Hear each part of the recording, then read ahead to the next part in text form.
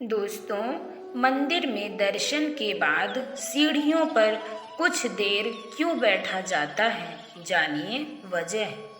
अक्सर घर के बड़े बुजुर्ग यह सलाह देते हैं, मंदिर में भगवान के दर्शन करने के बाद कुछ देर बाहर सीढ़ियों पर बैठना चाहिए और तब वापस घर आना चाहिए।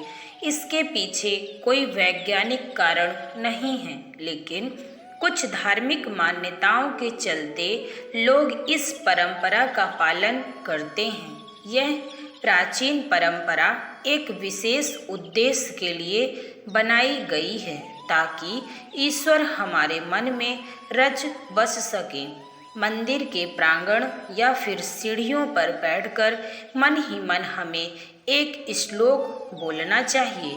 वह श्लोक इस प्रकार है: अनायासेन मरणं विना देनेन जीवनम देहांत तव सानिध्यम देह में परमेश्वरम। अब आइए जानते हैं इस श्लोक का अर्थ क्या है। अनायासेन मरणम का अर्थ है प्रतीकात्मक, अर्थात बिना तकलीफ के हमारी मृत्यु हो और हम कभी भी बीमार होकर बिस्तर पर पड़े होकर या फिर कष्ट उठाकर मृत्यु को ना प्राप्त हों। ईश्वर हमें चलते फिरते अपनी शरण में बुला ले। बिना देनेन जीवनम का अर्थ है अर्थात परवशता का जीवन ना हो, मतलब हमें कभी किसी के सहारे ना पड़े रहना पड़े। जैसे कि लकवा हो जाने पर व्यक्ति दूसरे पर आश्रित हो जाता है, वैसे परवश या बेवश ना हो। ठाकुर जी की कृपा से बिना भीख के ही जीवन बसर हो सके।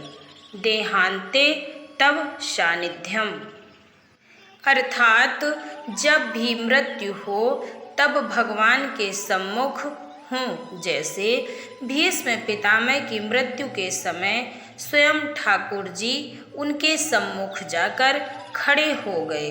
उनके दर्शन करते हुए प्राण निकले। देह में परमेश्वरम, अर्थात हे परमेश्वर, ऐसा वरदान हमें देना हमारी आत्मा परमेश्वर को प्राप्त हो और हमारी देह को मोक्ष मिले। हे ईश्वर, हमें अपनी शरण में लेकर हमारा उद्धार करें। इसलिए दर्शन करने के बाद बैठकर यह प्रार्थना अवश्य करनी चाहिए। दर्शन के वक्त ईश्वर के सामने खुली रखें आँखें। जब हम मंदिर में दर्शन करने जाते हैं तो खुली आँखों से भगवान को देखना चाहिए, निहारना चाहिए, उनके दर्शन करना चाहिए। कुछ लोग आँखें बंद करके खड़े रहते हैं। आँखें बंद क्यों करना? हम तो दर्शन करने आए हैं। भगवान के स्वरूप का, श्री चरणों का, मुखार बिंदु का, श्रृंगार का संपूर्ण आनंद लें। यहाँ बंद कर सकते हैं नेत्र। आँखों में ईश्वर के स्वरूप को भर लें, दर्शन करें और दर्शन के बाद जब बाहर आकर बैठें तब नेत्र बंद करके जो दर्शन किए हैं उस स्वरूप का ध्यान करें। मंदिर में नेत्र नहीं बंद करना। बाहर आने के बाद जब मंदिर के प्रांगण में बैठकर ईश्वर का ध्यान करें, तब आँखों को बंद करके ईश्वर की छवि के बारे में विचार करें। अगर ठाकुर जी का स्वरूप ध्यान में नहीं आए तो दोबारा मंदिर में जाएं और भगवान का दर्शन करें। नेत्रों को बंद करने के पश्चात जो ऊपर श्लोक बताया गया है उस श्लोक का पाठ करें।